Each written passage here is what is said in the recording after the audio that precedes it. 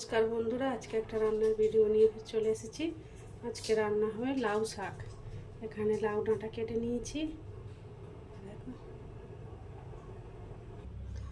লাউ শাক কুচিয়ে নিয়েছি, ছোট ছোট করে কুচিয়ে ভালো করে পরিষ্কার করে ধুয়ে নিয়েছি। দেখো, আর নিয়ে নিয়েছি আলু, ডুমো ডুমো করে আলু কেটে নিয়েছি। আর এখানে নিয়ে নিয়েছি ডালের বড়ি, আর নিয়ে নিয়েছি আদা জিরে বাটা আর সর্ষে, 1 চামচ সর্ষে, আর আদা নিয়ে নিয়েছি অল্প করে, আদা জিরে। আর এখানে বেগুন কেটে নিয়েছি। আর এখানে আছে 4টে কাঁচা লঙ্কা।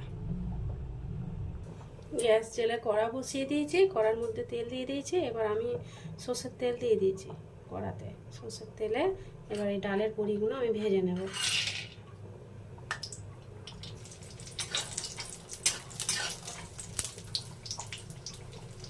লাল লাল করে ডালের বড়িগুলো ভেজে নিয়েছি, এবার তুলে নেব।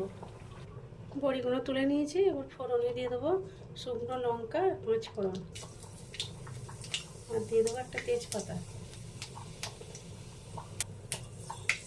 ফোড়নগুলো ভাজা হয়ে গেছে, এবার দিয়ে দেবো আলু, সেরা কাঁচা লঙ্কা দিয়ে দেবো।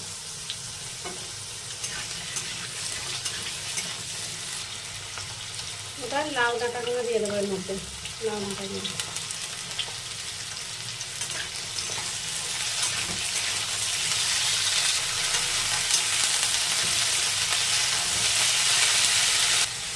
ভালোভাবে এগুলো ভাজা হয়ে গেছে। আলু লাউ ডাঁটা ভালোভাবে ভেজে করে নিয়েছি। এবার আমি দিয়ে দেবো আদা জিরে বাটা 1 চামচ। আর এর মধ্যে দিয়ে দেবো 1 চামচ হলুদ গুঁড়ো, 1/2 চামচেরও কম লঙ্কা গুঁড়ো, 1/2 চামচেরও অল্প হলুদ গুঁড়ো, লঙ্কা গুঁড়ো।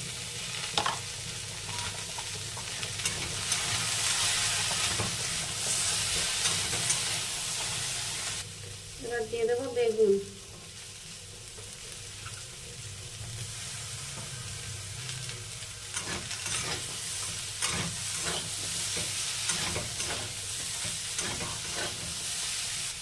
বেগুন দিয়ে ভালোভাবে কষে নিয়েছি। এবার আমি জল দিয়ে দেবো।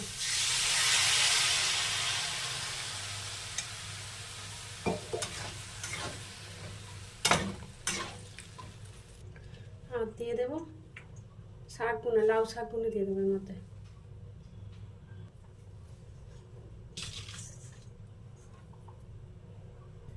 আর দিয়ে দেবো 1 চামচ লবণ।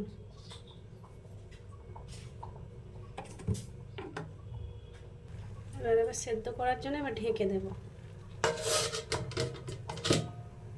শাকটা নরম হয়ে গেছে, উল্টে দেবো। নেড়ে দেবো।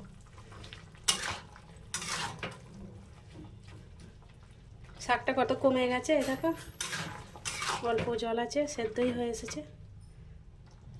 এবার সর্ষে বাটাটা দিয়ে দেব।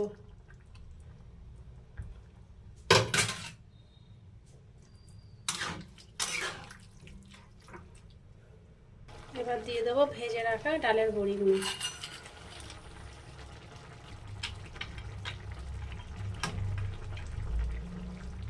লাউ শাক রান্নাটা হয়ে এসেছে। এবার দিয়ে দেবো 1 চামচ চিনি। চিনি তোমরা দিতেও পারো আবার নাও পারো, চিনিটা দিলে ভালো টেস্ট হয়।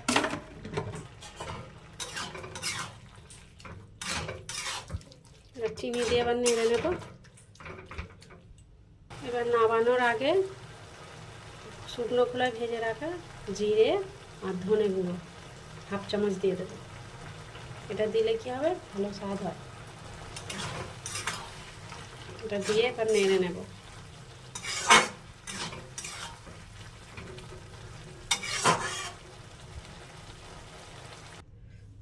রান্নাটা হয়ে গেছে লাউ শাকের। দেখো কত সুন্দর হয়েছে। রেসিপিটা ভালো লাগলে লাইক সাবস্ক্রাইব করে দেবে। এখানেই শেষ করছি।